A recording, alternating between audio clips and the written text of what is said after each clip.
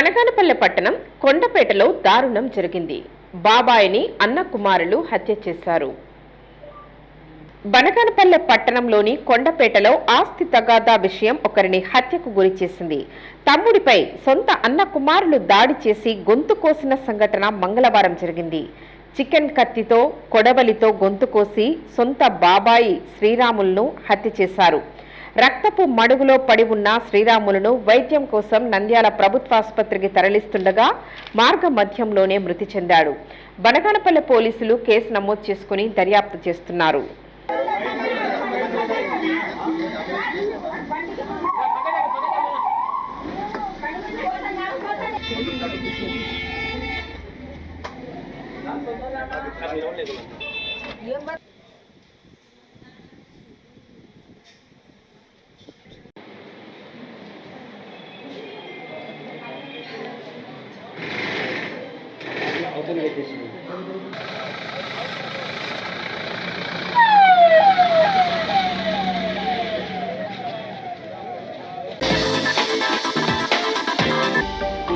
Hello అండి, నేను మీకు Rakshitha. Please to subscribe Nandyal communications.